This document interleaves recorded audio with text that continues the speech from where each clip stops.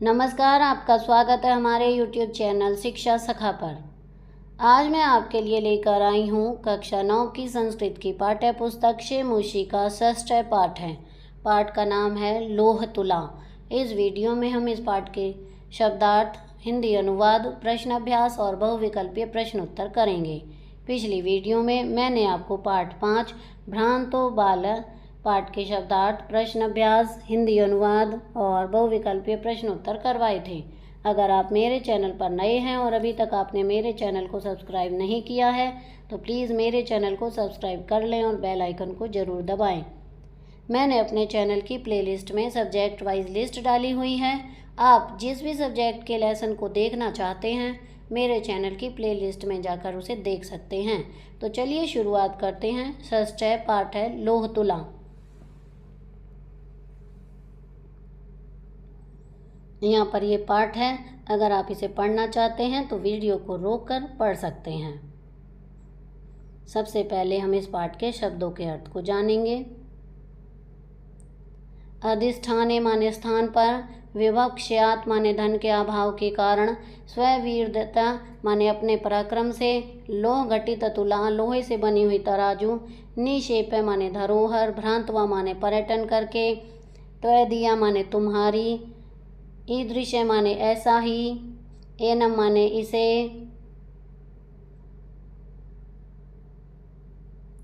आत्मीय माने अपना, स्नानोपकरण हस्तम स्नान की सामग्री से युक्त हाथ वाला, समर्प्य माने दो, विवद मानो माने झगड़ा करते हुए, तार स्वरेण माने जोर से, अवदन माने बोले, अभिहितम माने कहा गया, मध्वज माने मेरी बातें, आदित्य माने आरंभ से, नैवेद्यत माने निवेदन किया, विहस्य माने हंसकर, संबोध्य माने समझा बुझाकर।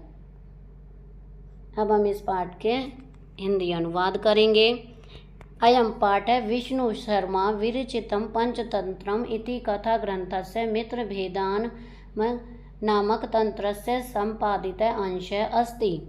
अस्यां कथायाम् एकः जीर्णधननामकः वणिकः विदेशात् व्यापारं कृत्वा प्रत्यावर्त्य संरक्षित तस्याः रूपेण प्रदत्तां तुलां धनिकात् याचते। परञ्च स धनिकः वदति यत् यस्य तुला तु मूषकैः भक्षिता। ततः स वणिकः धनिकस्य पुत्रं स्नानार्थं नदीं प्रति नयति। तं तत्र नीत्वा च स एकस्यां गुहायां निलीयते। प्रत्यावर्तिते सति पुत्रम् अदृष्ट्वा धनिकः पृच्छति मम शिशुः कुत्र अस्ति। स वदति यत्र तव पुत्रः शयनेन अपहृतः। तदा उभौ किंवदन्तौ न्यायालयं प्रति गतौ यत्र न्यायाधिकारिणः न्यायं कृतवन्तः। इसकी हिंदी है। यह पाठ विष्णु शर्मा द्वारा रचित पंचतंत्र नामक कथा ग्रंथ के मित्रभेद नामक पाठ से लिया गया है। इस कथा में एक जीर्ण धन नामक व्यापारी विदेश से व्यापार करके लौटकर धरोहर के रूप में दी गई तराजू को सेठ से मांगता है, परंतु वह सेठ बोलता है कि उसकी तराजू तो चूहों ने खा ली। तब वह व्यापारी सेठ के बेटे को स्नान के लिए नदी पर लाता है और उसको वहां ले जाकर एक गुफा में छिपा देता है। लौटने पर पुत्र को न देखकर सेठ पूछता है कि मेरा पुत्र कहाँ है। वह बोला कि तुम्हारा पुत्र तो बाज उठाकर ले गया। तब दोनों विवाद करते हुए न्यायालय पहुंचते हैं, जहां न्यायाधीश न्याय करते हैं। आसीद कस्मिंश्चित् अधिष्ठाने जीर्णधनो नाम वणिकपुत्रः स च विवक्ष्यात् देशान्तरं गन्तुम् इच्छन् व्यञ्चिन्तयत्। सलाट किसी स्थान पर जीर्ण धन नाम का बनिए का बेटा रहता था और उसके धन के अभाव में दूसरे देश में जाने की इच्छा से सोचा। यत्र देशे अथवा स्थाने भोग भुक्त्वा स्व वीर्यत तस्मिन् विभवहीनो यो वसेत स पुरुषा धम। जिस देश अपना स्थान पर किसी ने अपने पराक्रम से ऐश्वर्य का भोग किया हो, उस स्थान पर वह व्यक्ति निर्धन होकर रहता है तो उसे नीच पुरुष समझा जाता है। तस्य च गृहे लोह घटिता पुरुषोपार्जिता तुला आसीत् तं त कस्यचित् श्रेष्ठिनो गृहे विवेक्षभूतां कृत्वा देशान्तरं प्रस्थितः। ततः सुचिरं कालं देशान्तरं यथेच्छया भ्रान्त्वा पुनः स्वपुरम् आगत्य तं श्रेष्ठतम् अवदत् भो श्रेष्ठिनः दीयतां मे सा निक्षेप तुला। सो अवदत् भो नास्ति सा तव दीया तुला मूषकैः भक्षिता इति। उसके घर पर पूर्वजों द्वारा प्राप्त लोहे से बनी हुई तराजू थी और उस तराजू को किसी सेठ के घर पर धरोहर के रूप में रखकर दूसरे देश को प्रस्थान किया। इसके पश्चात लंबे समय तक दूसरे देश में अपनी इच्छा अनुसार भ्रमण करके पुनः अपने नगर आकर उस सेठ ने कहा कि हे सेठ जी, धरोहर के रूप में रखी हुई वह तराजू मुझे दीजिए। वह बोला कि हे, वह नहीं है, तुम्हारी तराजू चूहों ने खा ली। जीर्णधन अवदत् भो श्रेष्ठिने न अस्ति दौष्यस्ते यदि मूषिक भक्षिता ईदृशे एवं संसारे न किंचिदन्त्र शाश्वतमस्ति परमहं नद्यां स्नानार्थं गमिष्यामि तत्त्वम् आत्मीयम् एनं शिशुं धनवे देवनादानं मया स स्नानोपकरणहस्तं प्रेषयति। स श्रेष्ठी स्वपुत्रमवदत् वत्स पित्रो अयो अयम् अत्र स्नानार्थं यास्यति तदनेन साकं गच्छति। जीर्णधन बोला, हे सेठ जी, यदि चूहों ने खा ली तो तुम्हारा दोष नहीं है। संसार ऐसा ही है, यहाँ कुछ भी स्थायी नहीं है। परंतु मैं नदी पर स्नान के लिए जा रहा हूँ, इसलिए आप अपने इस धनाढ्य देव नामक पुत्र को स्नान की सामग्री हाथ में देकर मेरे साथ भेज दो। वह सेठ अपने पुत्र से बोला, हे बेटा, यह तुम्हारे पिता के समान है, स्नान के लिए जा रहे हैं तो इनके साथ जाओ। अथासु श्रेष्ठ पुत्र धनदेव स्नानोपकरणमादाय गृहस्थ मनः तेन आदत्या गतेन स प्रस्थितः तथा अनुष्ठिते स वणिके स्नात्वा तं शिशुं गृहं गुहायां प्रक्षिप्य तद्द्वारं वृत्तशिलया आच्छादाय सत्वरं गृहमागतः। स श्रेष्ठी पृष्टवान् भो अभ्यागतः कथयतां कुत्र मे शिशु यस्तव्य स नदी गत इति। सैवदत् तव पुत्र नदी तटान् शयेन हृतः इति। श्रेष्ठी अवदत् मिथ्यावादिनः किं क्वचित् शयनो बालं हर्तुं शक्नोति ततः समर्पयामि मे सुतम् अन्यथा राजकुले निवेदयिष्यामि इति। सरलार्थ, इस प्रकार श्रेष्ठ का पुत्र धनदेव स्नान की सामग्री लेकर प्रसन्न मन से उसके साथ चल दिया। तब अनुष्ठान करके उस व्यापारी स्नान करके उस बालक को पर्वत की गुफा में छिपाकर उसके द्वार को बड़े पत्थर से ढककर जल्दी से घर आ गया। उस सेठ ने पूछा, अरे आ गए, कहो मेरा पुत्र कहाँ है जो तुम्हारे साथ नदी पर गया था। वह बोला, तुम्हारे पुत्र को नदी के तट से बाज ले गया। सेठ बोला, झूठ बोल रहे हो, क्या कोई बाज बालक का हरण कर सकता है? तो मेरे पुत्र को दे दो, अन्यथा न्यायालय में निवेदन करूँगा। सो एकत्यत भो सत्यवादिन यथा शयनो बालम न नयति तथा मूषकापि लोकघटितां तुलां न भक्ष्यन्ति तदर्प्यम में तुलाम यदि दार्केण प्रयोजनम इति। सरलार्थ, उसने कहा, हे सत्यवादी, जैसे बाज बालक को नहीं ले जा सकता, वैसे ही चूहे भी लोहे से बनी तराजू को नहीं खा सकते। यदि पुत्र चाहते हो तो मेरी तराजू लौटा दो। एवं विवदमानो तौ द्वापपि राजकुलं गतौ तत्र श्रेष्ठी तारस्वरेण अवदत् भो वंचितोऽहम् अब्रह्मण्यम् अनेन चौरेण मम शिशु अपृतः इति। अत धर्माधिकारिण तत् अवदत् भो समर्पयतां श्रेष्ठे सुतः। सो अवदत् किं करोमि पश्यतो मे नदी तटां शयेन शिशु अपहृतः इति। तच्छ्रुत्वा ते अवदत् भो भवता सत्यं न विहितं किं शयेन शिशुं हर्तुं समर्थो भवति। सो अवदत् भो श्रूयतां मद्वच।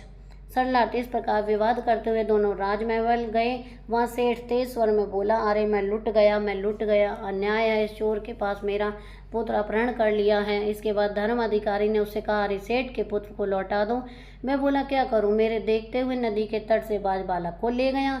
उसे सुनकर वे बोले, अरे आप सत्य नहीं बोल रहे हैं, क्या बाज बालक को उठाने में समर्थ हैं? मैं बोला, अरे मेरी बात सुनिए। तुलाम लौह सहस्त्रस्य यत्र खादन्ति मूषका राजतंत्र हरेश्च शयनो एनो बालकम इनात्र संशय। सरलार्थ, हे राजन, जहाँ 1000 किलो लोहे की तराजू को चूहे खा सकते हैं, वहाँ पर बाज भी बालक का अपहरण कर सकते हैं, इसमें संदेह नहीं है। ते पृच्छन् कथम एतत् ततः स श्रेष्ठी सभ्यां नामाग्रे अदितः सर्वं वृत्तान्तं न वेदयत्। ततः न्यायाधिकारिण विहस्य तौ द्वापपि संबोध्य तुलां शिशु प्रदानेन तोषितवन्तः। सरला, उन्होंने पूछा, यह कैसे? तब सेठ ने सभासदों के सामने शुरू से सारा वृत्तांत निवेदन किया। इसके बाद न्यायाधिकारियों ने हंसकर उन दोनों को समझा बुझाकर तराजू और बालक का आदान प्रदान करके प्रसन्न किया। अब हम इसके प्रश्न अभ्यास करेंगे।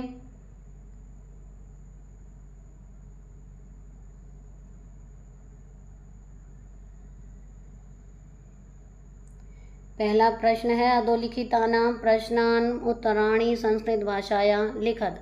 क्या देशान्तरं गन्तुम् इच्छन् वणिक्पुत्रः किं व्यचिन्तयत्। उत्तर देशान्तरं गन्तुम् इच्छन् वणिक्पुत्रः व्यचिन्तयत् यत्र स्ववीर्यत् भोगा भुक्ता तस्मिन् स्थाने यः विभवहीनः वसेत् स पुरुषाधमः। ख स्वतुला याचमानं जीर्णधनं श्रेष्ठी किम् अकथयत्। उत्तर स्वतुला याचमानं जीर्णधनं श्रेष्ठी अकथयत् भो तव दिया तुला मूषकैः भक्षिता इति। ग जीर्णधन गिरिगुहाद्वारं कया आच्छाद्य गृहमागत्य। उत्तर जीर्णधन गिरिद्वारं बहच्छिलया आच्छाद्य गृहमागत। ग स्नानानन्तरं पुत्रविषये पृष्टे वणिक्पुत्रे श्रेष्ठिनः किमुवाच। उत्तर है स्नानानन्तरं पुत्रविषये पृष्टे वणिक्पुत्रे श्रेष्ठिनः उवाच यदि नदीतटात् स बालः शयेन हृतः इति। धर्माधिकारी भी जीर्णधन श्रेष्ठिनो कथम संतोषितो। उत्तर धर्माधिकारी भी जीर्णधन श्रेष्ठिनो परस्परं संबोध्य तुला शिशु प्रदानेन संतोषितो। प्रश्न 2 स्थूल पदान् अधिकृत्य प्रश्न निर्माणं कुरुत। क जीर्णधन विभव स्यात् देशान्तरं गन्तुम् इच्छन् व्यचिन्तयत्। उत्तर क विभव स्यात् देशान्तरं गन्तुम् इच्छन् व्यचिन्तयत्। ख श्रेष्ठिनः शिशु स्नानोपकरणादाय अभ्यागतेन स प्रस्थितः। उत्तर श्रेष्ठिनः शिशु स्नानोपकरणम् आदाय केन स प्रस्थितः।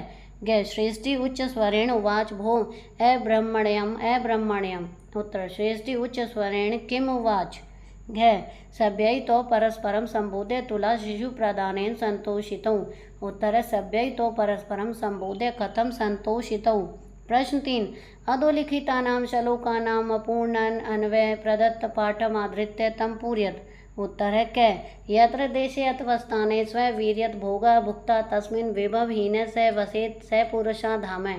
ख राजन् यत्र लोहसहस्रस्य तुलां मूषकाः खादन्ति तत्र शयन बालकं हरेत् अत्र संशयः न।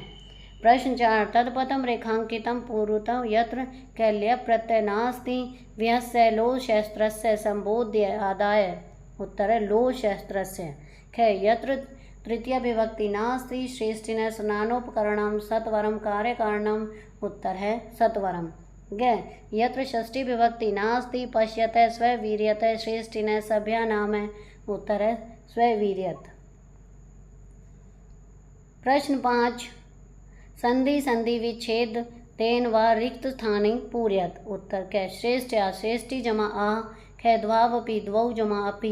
ग पुरुषोपार्जिता इसका पुरुष जमा उपार्जिता। ग यथेच्छाया यथा जमा इच्छाया।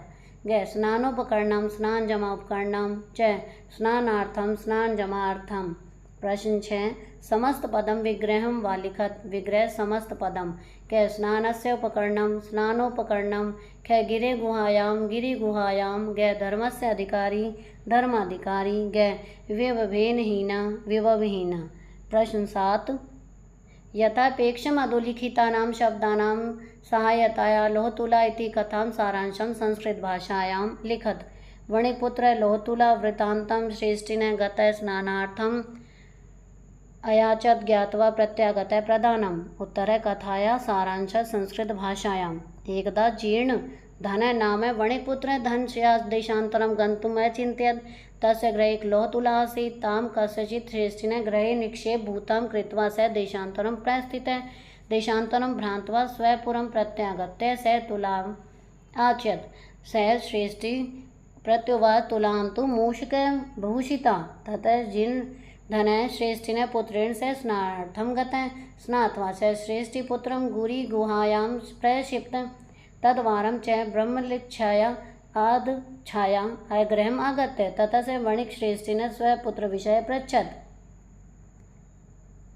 वणिकः उवाच नदीतटात् शयेन हृतः इति स शीघ्रमेव शयेन बालं हर्तुं न शक्नोति अतः समर्पय मे सुतम्। एवं विवादमानो ते राजकुलं गतौ सर्ववृत्तान्तं ज्ञात्वा धर्माधिकारिभिः तुला शिशु प्रदानेन तौ द्वौ संतोषितौ। यहाँ पर योग्यता विस्तार है, भाव विस्तार है, भाषिक विस्तार है, अब हम करेंगे इसके बहुविकल्पीय प्रश्नोत्तर। निम्न वाक्येषु रेखांकित पदानां स्थानेषु प्रश्नवाचक पदम लिखत। प्रश्न 1, लोहवर्धक पूर्व पुरुषोपार्जिता तुलासीत् कीदृशा कीदृशी कीदृशम का। इसका उत्तर है कीदृशी। प्रश्न 2, स श्रेष्ठिनो गृहे रक्षित्वा विदेशम अगच्छत् केन कस्य कम कै। इसमें आएगा कस्य। प्रश्न 3, त्वदीया तुला मूषका भक्षिता केन काया कई काभ्य। इसका सही उत्तर है कई। प्रश्न 4, संसारे किंचिदपि शाश्वतम नास्ति किम कीदृशम कम कै। इसमें आएगा कीदृशम। प्रश्न 5, संसारे किंचिदपि शाश्वतम नास्ति कुत्र कीदृशम के किम। इसका सही उत्तर है कुत्र। प्रश्न 6, वाणीषु अभ्यगतेन स प्रस्थितः केन कै कम कस्य। इसका उत्तर है केन। प्रश्न 7, तद्द्वारं वृत्तशिलाया आच्छाद आगतः केन काया कस्य का। इसका सही उत्तर है क्या। प्रश्न 8, कै शिशुम गिरिगुहयं प्रक्षिप्य आगतः काया कस्य कस्यम काम। इसका सही उत्तर है ग कस्यम। प्रश्न 9, वाणीपुत्र सत्वरम गृहम आगतः कम किम कुत्र कड़ा। इसका सही उत्तर है ग कुत्र। प्रश्न 10, मम शिशु तव्या स्वयं नदीम गतः कम कस्य केन किम। इसका सही उत्तर है केन। प्रश्न 11, क्वचित शयनो बालम हर्तुम समर्थो अस्ति को कै के कन। इसका सही उत्तर है ख के। प्रश्न 12, श्रेष्ठी तार स्वरेण उवाच की का कै कीदृश है। इसका सही उत्तर है कै। तो यहाँ पर हमारा प्रश्न अभ्यास का कार्य पूरा हो गया है।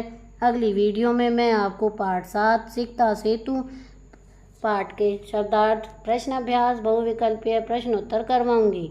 आपको मेरी ये वीडियो कैसी लगी मुझे कमेंट करके ज़रूर बताएं। वीडियो को लाइक करें, शेयर करें और चैनल को सब्सक्राइब करना ना भूलें। Thank you.